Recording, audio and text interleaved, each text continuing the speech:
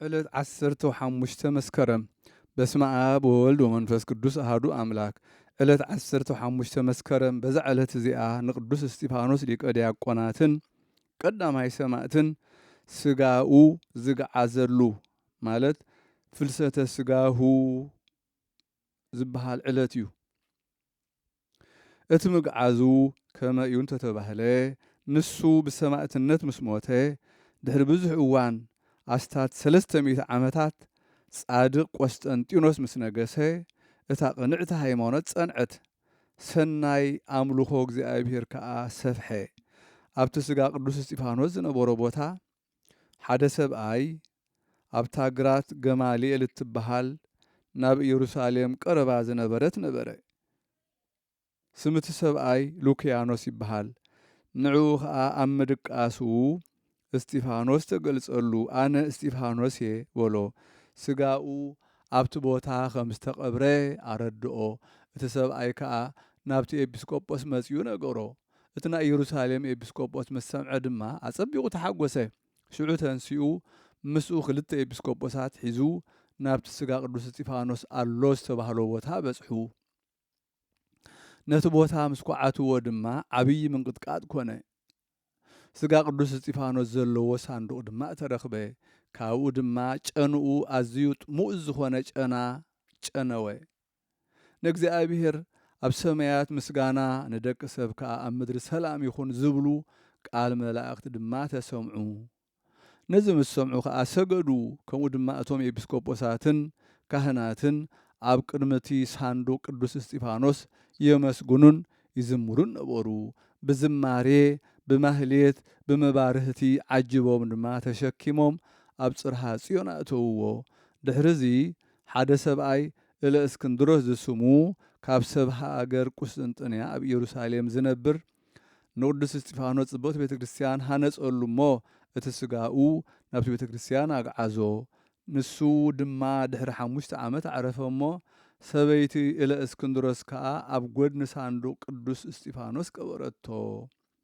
ድሕሪዚ ኣብ 8 ዓመቱ ድማ እዛ ንእለእስክንድሮስ ሰበይቱ ናብ ቁስጥንጥንያ ክትከይድ ሬሳ ሰብኣያ ድማ ምስ ሒዛቱ ክትከይድ ሓሰበት። ናብቲ ጐድኒ ስጋ ቅዱስ እስጢፋኖስ ዘለዎ ሳንዱቕ ናብቲ ዝቐበረቶ ከዓ በጽሐት። ንሬሳ ሰብኣያ ክትወስዶ እሞ ሰብኣያ ኣብ ቁስጥንጥንያ ኣብ ዝሃነጾ ቤተ ክርስቲያን ንኸተግዕዞ ኢላ እያ። እቲ ሳንዱቕ ናይ ሰብኣያ ድማ ከምቲ ናይ ቅዱስ እስጢፋኖስ ይመስል ነበረ። ብፍቓድ እግዚኣብሔር ከዓ ከይፈለጠት ስጋ ቅዱስ እስጢፋኖስ ዘለዎ ሳንዱቕ ኣልዒላ ክሳብ ሃገር እስቅላን ተሸከመቶ። ካብኡ ድማ ናብ ሃገር ቁስጥንጥንያ ንኽትከይድ ኣብ መርከብ ተሰቕለት። ብመርከብ እናኸደት ከዓ ካብቲ ስጋ ቅዱስ እስጢፋኖስ ሰማዕቲ ዘለዎ ሳንዱቕ ናይ ምስጋና ዝማሬ ሰምዐት። በዚ ተደኒቓ ከዓ ነቲ ሳንዱቕ ክትርእዮ ተንስአት። ምስ ረኣየቶ ከዓ እቲ ሳንዱቕ ስጋ ቅዱስ እስጢፋኖስ ዝሓዘ ከም ዝኾነ ፈለጠት። ናብ ኢየሩሳሌም ክትምለስ ግን ኣይከኣለትን። እንታይ ደኣ ምስጋና ይብፅሓዮ ብዛዕባ እቲ ኩሉ ዝገበረላ ዓብዪ ጸጋ ንእግዚኣብሔር ኣመስገነቶ። እታ ሰበይቲ ናብ ሃገር ቁስጥንጥንያ ምስ በጽሐት ናብ ንጉሥ ከይዳ ዜና ቅዱስ እስጢፋኖስ ከምኡውን ነቲ ዝገበሮ ተኣምራት ኮነ ናብ ወደብ ሃገር ቁስጥንጥንያ ከመይሉ ከም ዝበጽሐ ኣዘንተወትሉ። ንጉሥ ከዓ ሰሚዑ ተንሰአ። ምስኡ ሊቃነ ጳጳሳት ካህናት ካብ ሰብ እቲ ሃገር ከዓ ብዙሓት ሰባት ሒዙ ኣብቲ ስጋ ቅዱስ እስጢፋኖስ ዘለዎ በጽሑ። ኣብ ራእሶም ጸይሮም ድማ ብዝማሬ ብማህሌት ብብዙሕ ሓጎስን ደስታን ክሳብ ኣዳራሽ እቲ ንጉሥ ኣብጽሕዎ። ጐይታና ድማ ኣብታ መርከብን ኣብታ ኣዳራሽ እቲ ንጉሥን ተኣምራትን መንክራትን ገለጸ። ካብቲ ተኣምራት ድማ ስጋ ዝቅዱስ ኣብ ሰረገላ ገይሮም ኣብ 2 ኣባቕል ምጽዓንዎ። ስጋኡ ኣብኡ ኸንብርዎ ዝደለዮ ቁስጥንጥንያ ዝበሃል ቦታ ምስ በጽሑ እቶም ኣብቅልቲ ኣብኡ ደው በሉ፣ ምንቅስቓስ ኣበዩ።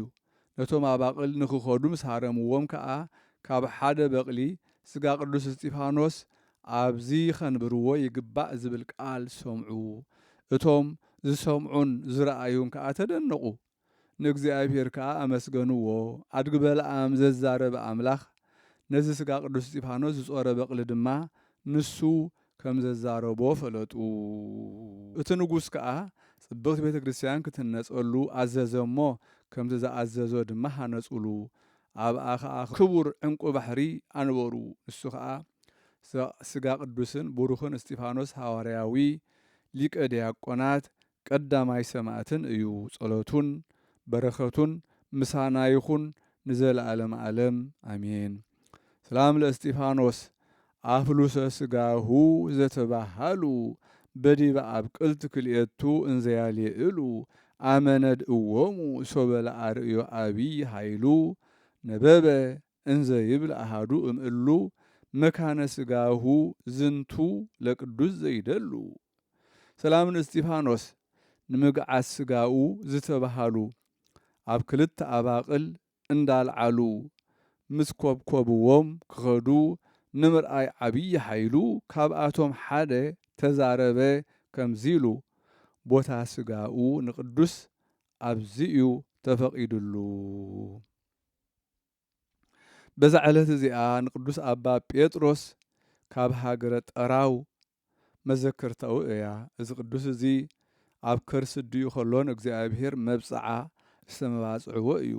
ምስ ዓበየ ምስ ለበመ ዓብይ ተጋድሎ ተጋደለ። ንእግዚኣብሔር ከዓ ለይትን መዓልትን ኩሉ ሳዕ ብጾምን ብጸሎትን ብምግልጋል ተጸምደ።